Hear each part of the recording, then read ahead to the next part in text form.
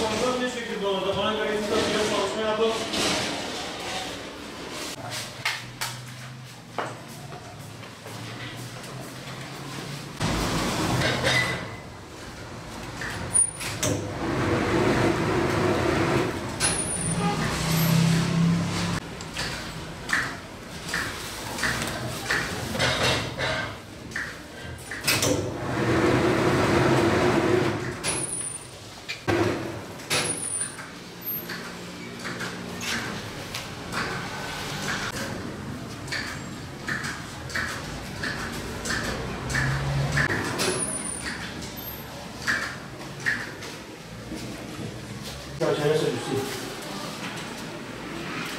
Hepsi mor.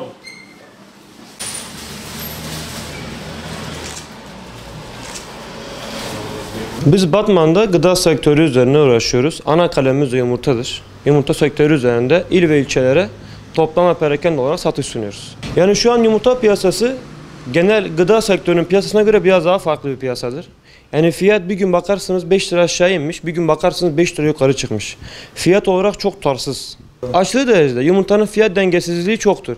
Mesela bazı kalemlere baktığınız zaman veya genel olarak ülkemize baktığınız zaman altın dolar yükseldi, yumurta yükselecek veyahut da altın dolar düştü, yumurta düşecek diye bir kaydı yok yumurtada. Yumurta bunlardan çok bağımsız bir şekilde kendi ülkemizdeki büyük üreticilere göre fiyatı inen ve çıkan çok belirsiz dengesiz fiyatlarla olan bir üründür.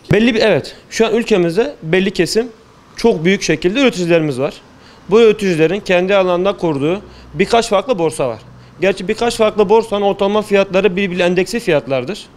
Bunlar emin olmakla beraber büyük ihtimalle kendileri belirliyor. Artık onlar da kendi alım gücüne göre, kendi maliyetlerine göre bir fiyat biçiyorlar. O yüzden fiyat dengesizliği çok oluyor. Yani şimdi şöyle, eskiye nazaran yüksek ama geçmiş birkaç aya bakarsanız fiyatlar düşmüş. Mesela geçen seneye göre çok yüksek. Ama mesela bundan bir iki ay en fazla 3 ay evveline baktığınız zaman da fiyatlar düşüş. Çünkü large yumurtadan geçen sene zirveyi gördü. Bu sene de 120 liraya kadar çıktı. Ama mesela şu an 100 liraya rahatlıkla bir şekilde bulabiliyoruz ürünümüzü. Yok, hayır. Şu an vatandaşlarımız rahatlıkla yumurta yiyemiyorlar. Almaya mecburlar mıdır? Çoluk çocuk var, okula gidiyorlar. Almaya mecbur kalıyorlar. Ama eskisi kadar rahatlıkla ben evime bir koli yumurta götüreyim ve 2 koli yumurta götüreyim, ne yazık ki onu yapamıyorlar. Ortalama Batman genelinde market satışlarımız medium fiyatları 85 lira, large fiyatları 100 lira, XL fiyatları da 120-130 liraya kadar çıkıyor. Tabii bunlar gramaja göre, kaliteye göre biraz da değişkenlik gösterebiliyor. Bu artışların önünü biz kendimizce alamayız. Ve bunu da almak çok zordur. Yani şimdi yumurta borsası ülkemizde çok fazla tüketilen ve en büyük gıda sektöründen birisi olduğu için bunu ele almak çok zordur. Evet, biz bunu yetkiliye duyuruyoruz. Yani onlar ellerinden geldiği kadar biraz daha fazla üzerine düşerlerse bu fiyatları en azından yani yüksek veya alçak, bunu da geçtim, bir dengelemek lazım.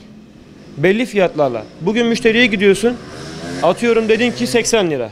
Yarın gidiyorsun 90 lira. Aynı şekilde buradan perakende olarak bize güvendiği için gelip bizden yumurtasını temin eden müşterilerimiz geliyor. Bugün ne kadar 100 lira. Kimisi diyor ki ben dün 110 liraya aldım, kimisi diyor ki ben dün 90 liraya aldım. Onlar da haklı olarak bu fiyat dengesizliğini bazen açıklamakta biz de zorlanıyoruz yani kendi açımızdan. Vallahi şu anda işte coğrafyamızın ekonomine bakarsan pahalı geliyor. Niye pahalı geliyor? Çünkü işsizlik başını almış gidiyor. Kendiniz biliyorsunuz. Kimse bir poşet alamıyor. Bir poşet aldığın zaman asgari ücretinle çalıştığın zaman düşün, yani kiradan gıdaya kadar insan zorlanıyor. Ben o kadarını söyleyeyim. Yok, alamıyoruz. Kes.